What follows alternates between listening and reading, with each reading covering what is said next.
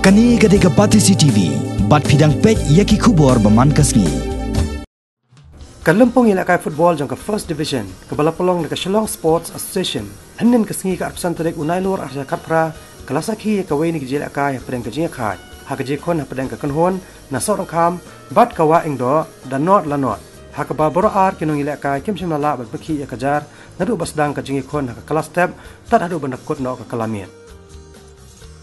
Kajing ilakai hak second division part kebalapolong dekat Shillong Sports Association hi, kajing kon henin kesengi ke arpsan terek unai lor arja kapra, kalalong pedang kekenhon na lom siap, kebalasarem no hak kekenhon renti the lai gol lan real. Yaki gol na kebenta kelum siap layot hem, dau kalbras mali hak minit ke bakan real, ubi syadap hak minit ke balai pun real, bat uf ling do hak minit ke banyup kendai. Nakaliang jok renti pat yaki gol layot bentem, dau kong set hak minit ke bakat lai, kat bau w dekar urat heb saw gol marway, kata hak minit ke bakat saw, lai kendai, san kendai, bat hak minit ke ban rep kendai. Bat utai bor untuk tiang pan, urat heb hak minit ke balai pun real.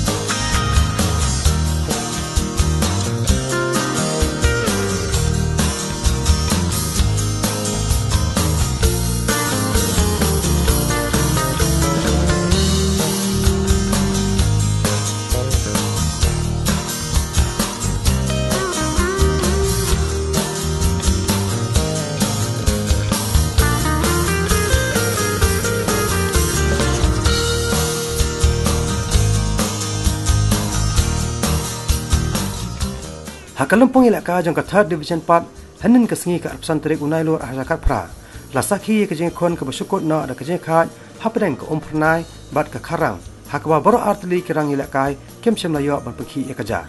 haba phai part sakawai ke jenglakai hakani kalampong third division kalalong hapedeng ke kenhon na pokse ke balai sam marshipon bat ke kenhon na moklang hadin ba ke jengkon kelakut no da marshi gol yagi gol na kaliang jangka pokse layo tab lengba um1 swen hak minit ke ba arpo bat nakal yang ka mau pelang pat layak bentep leng ba u ar nong si